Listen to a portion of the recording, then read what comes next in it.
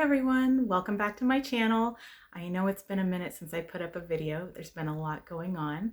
As some of you may know, I recently got engaged and I am super excited, but I have a lot of mixed emotions because, as you all know, with this pandemic going on, it makes it very difficult to make any kind of plans. So I really just wanted to do something to celebrate, and I decided that I was going to make this cake. I figured it would be a good outlet for some of my excitement without going too far off the deep end. I really hope you enjoy watching this video as much as I enjoyed making it, and definitely as much as we enjoyed eating it. Please make sure to watch all the way to the end of the video, as I will be soliciting your feedback on some future videos. Thanks! Today's cake is Pina Colada flavored, and I'm using just a regular box mix, but I replaced the water with pineapple juice and added some cream of coconut.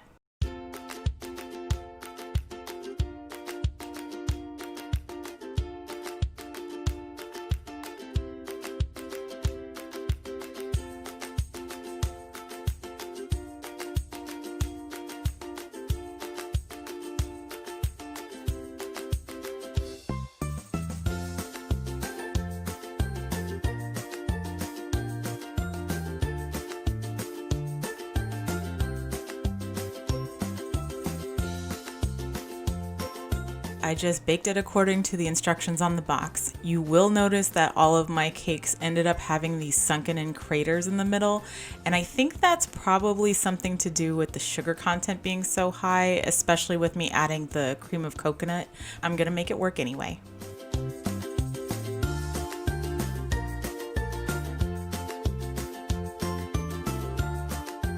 This cake was already pretty sticky, so I didn't want it to absorb any more moisture if possible, so I made a moisture barrier by spreading a layer of buttercream.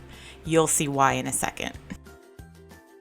This jar of deliciousness is pineapple curd. You've probably made or at least heard of lemon curd. It's the same thing, except made with pineapple instead of lemon juice.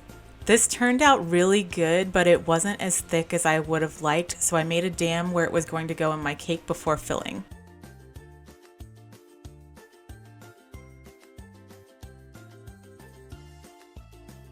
For each layer, I put the piece of cake with a hole in the middle in the center and then filled it with buttercream for support, since the buttercream will become firm when chilled.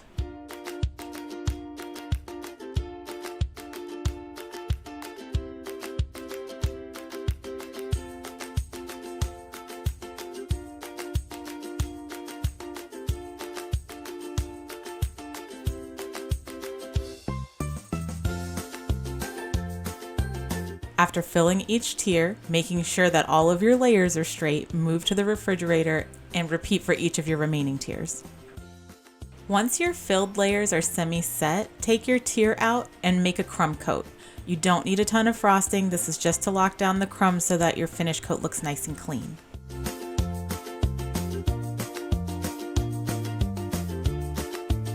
As you can see here, the smaller the tiers get, the more fiddly they are to work with.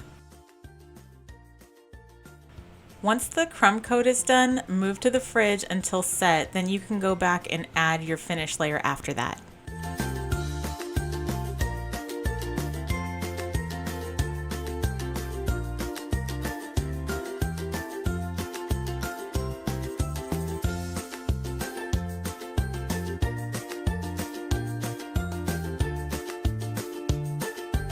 When the finished layer is on, move it back to the fridge to chill. You want these to be as firm as possible when you move them before stacking. This cake is really small, so I didn't have to put any extra anythings in to keep the layers together. Obviously, the larger the cake is, the more support you need to give it. I then went in and filled the gaps between layers with more frosting and smoothed it out. When I was doing this, I didn't really care if I got it all the way smooth because initially I thought I was going to come back and add some texture, which I did not, but I was still happy with how it turned out in the end.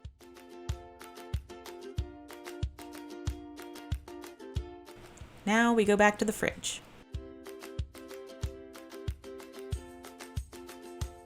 This might be a little hard to see, but what I have here is some fishing line that I just keep in my box of baking stuff. I used this to approximate the circumference of each layer so that I knew how long to make the ribbon I was making to go around the cake. I put down a little cornstarch just to help my fondant to keep from sticking as I roll it out.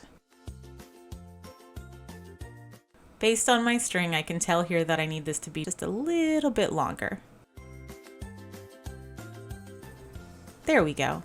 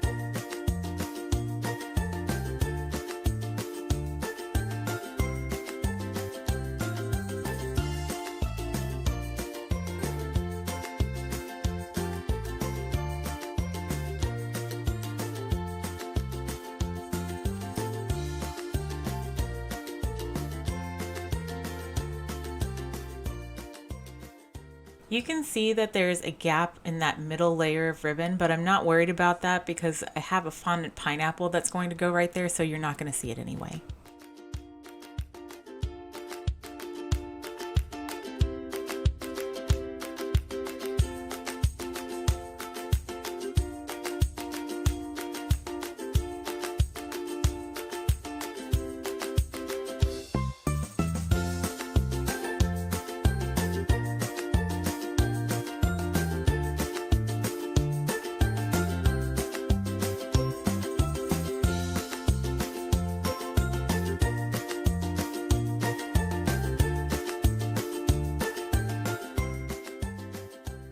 I wanted flags on the top of the cake, and while fondant will dry hard if you leave it, I knew I wasn't going to have enough time for mine, so I put a toothpick in to help with affixing it to the top of the cake.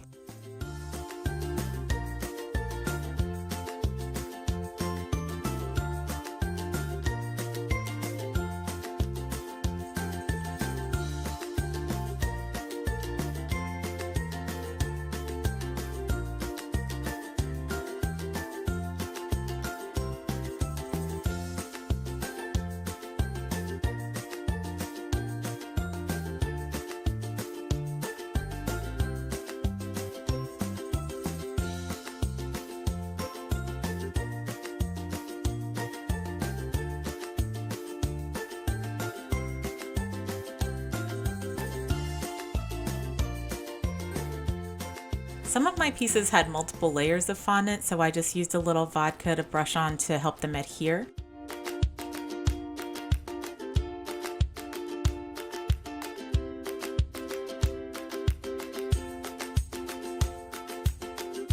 Then set them aside to dry.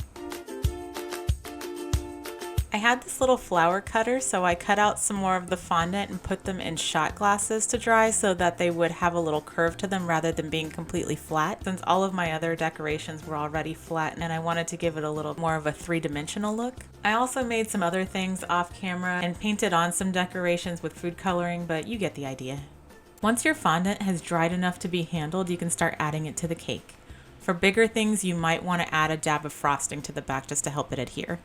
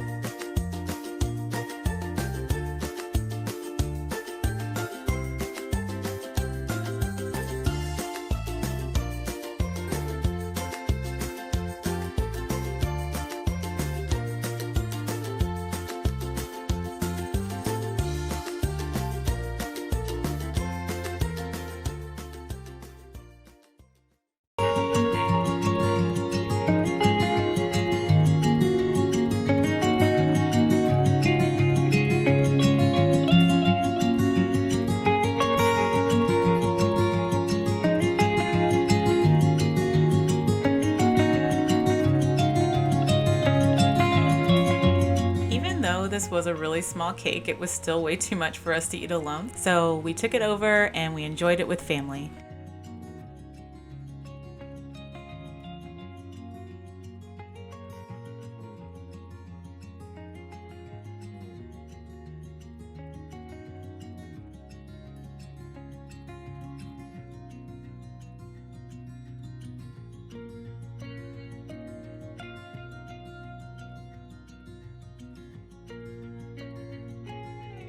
Here you can see what the inside of the cake looks like.